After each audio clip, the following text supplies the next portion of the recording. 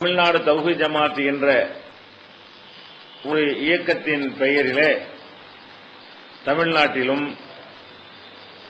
தமிழகத்திற்கு வெளியே உள்ள தமிழ் கூறும் முஸ்லிம்கள் வாழ்கின்ற பல பகுதிகளிலேயும் கடந்த பல ஆண்டுகளாக நாம் செயல்பட்டு வருகிறோம்.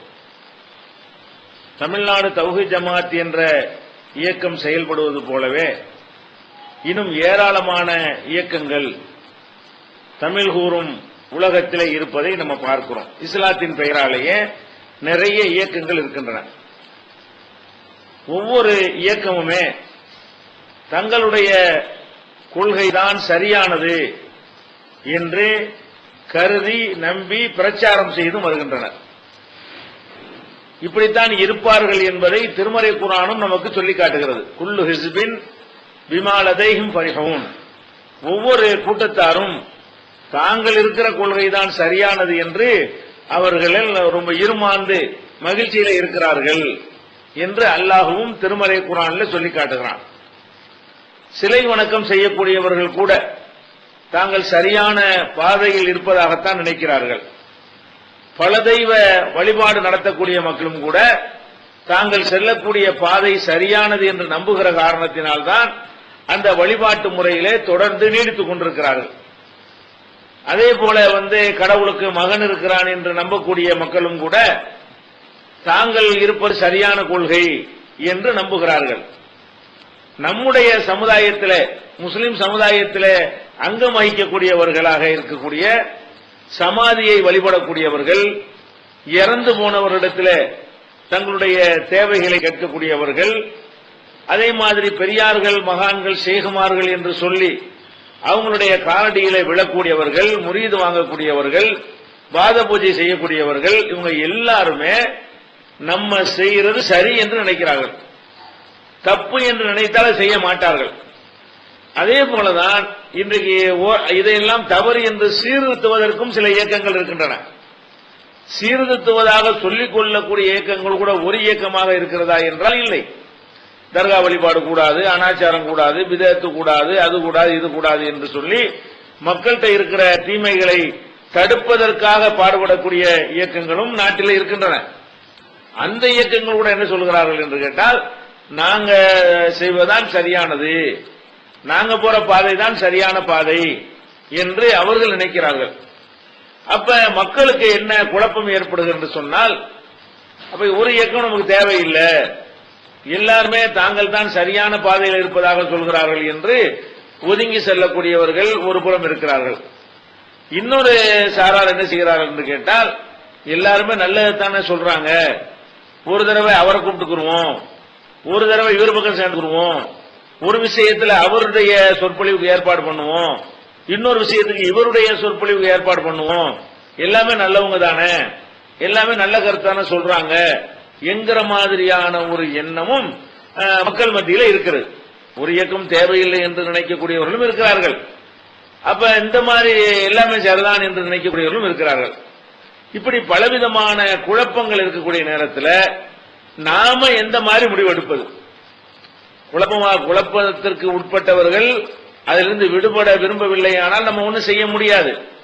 இந்த குழப்பத்திலிருந்து நம்ம விடுபடணும், நம்ம போற வழி சரிதானா என்பதை நம்ம ஆய்வு செய்யணும், நம்ம இப்படியான ஒரு முடிவெடுப்பதற்கு மார்க்கத்தில் அனுமதி இருக்கிறதா என்பதை கண்டறியணும் என்று யாரு விடுபட விரும்புகிறார்களோ அவர்களுக்கு நம்ம ஒரு தெளிவான ஒரு விளக்கத்தை கொடுக்க கடமைப்பட்டிருக்கிறோம்.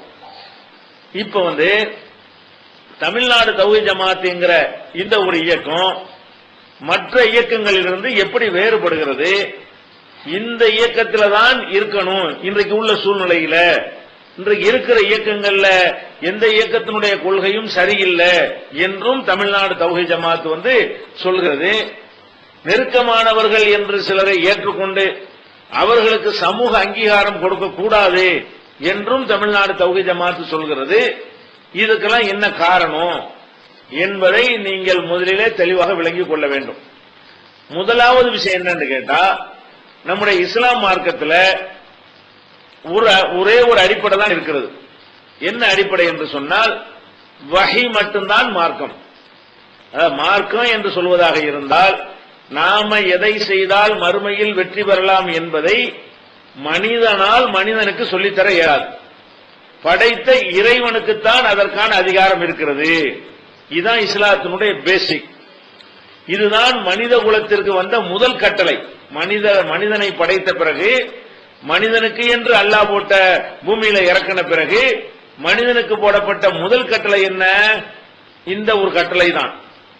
ஆதம் அலைஹிஸ்ஸலாத்து வஸ்ஸலாம் அவர்களை அல்லாஹ் படைத்து அவர்களுக்கு எல்லா விதமான அறிவு ஞானத்தையும் கொடுத்து வானவர்களை கூட அவர்கள் மிஞ்சுகிற அளவுக்கு, பரீட்சைகளை தேர்கிற அளவுக்கு ஒரு அளப்பரிய ஒரு சிந்தனை திறனை அல்லாஹ் கொடுத்து அவ்வளவு பெரிய கௌரவப்படுத்தினான்.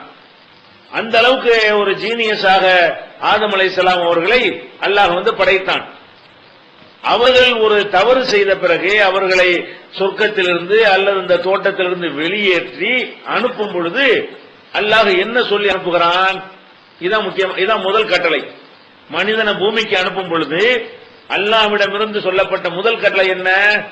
இம்மா யஅத்தியன்னகும் மின்னி ஹுதன், என்னிடமிருந்து உங்களுக்கு நேர்வழி வரும். என்ன சொல்லி அனுப்புகிறான்? ஆதம் அலைஹிஸ்ஸலாத்தை அனுப்பும் பொழுது இம்மா யஅத்தியன்னகும் மின்னி ஹுதன், என்னிடமிருந்து உங்களுக்கு நேர்வழி வரும். ஃபமன் தபிஅ ஹுதாய ஃபலா கௌஃபுன் அலைஹிம் வலா ஹும் யஹ்சனூன், என்னுடைய அந்த நேர்வழியை யார் பின்பற்றி நடக்கிறார்களோ அவர்களுக்கு பயமும் இல்லை, கவலையும் இல்லை, கவலைப்படவும் மாட்டார்கள் என்று அல்லாஹ் சொல்லுகிறான். அப்போ ஒரு மனிதர் அவராகவே சிந்தித்து நல்லது கெட்டதுகளை கண்டுபிடித்துக் கொள்ளலாம் என்று மார்க்கத்தில் இருக்குமையானால் அதற்கான அனைத்து தகுதியும் ஆதம் அலைஹிஸ்ஸலாத்துக்கு இருந்தது. அவங்களுக்கு இருந்த அறிவு நமக்கெல்லாம் யாருக்கும் கிடையாது. அவர்களிடம் இருந்ததனுடைய ஒரு துகள் தான் நமக்கெல்லாம் மரபணுக்கள் மூலமாக கடத்தப்பட்டு சேர்ந்திருக்கிறது. அப்ப ஆதம் அலைஹிஸ்ஸலாத்திற்கு அவ்வளவு பெரிய அறிவை அல்லாஹ் கொடுத்து அல்லம ஆதமல் அஸ்மா குல்லஹா, அனைத்து பெயர்களையும் அவருக்கு அல்லாஹ் கற்றுக் கொடுத்தான் என்று சொல்லும் அளவுக்கு எல்லாத்தையும் அவருக்கு ஆதம் அலைஹிஸ்ஸலாம் கற்றுக் கொடுத்த இறைவன் என்ன செய்ய அனுப்புறான்? உங்களுக்கு நான் அறிவை கொடுத்திருந்தாலும், என்னுடைய கையால் நான் படைத்து என்னுடைய வல்லமையை நீங்கள் பார்த்திருந்தாலும், என்னுடைய சக்தி என்ன, என்னுடைய விருப்பம் என்ன என்பதெல்லாம் நீங்கள் தெரிந்து வைத்திருந்தாலும் உங்க இஷ்டத்துக்கு நீங்க நடக்க இயலாது. நீங்கள் இந்த உலகத்தில் எப்படி வாழணும் என்ற விஷயம் என்னிடமிருந்து உங்களுக்கு தொடர்ச்சியாக வந்து கொண்டே இருக்கும்.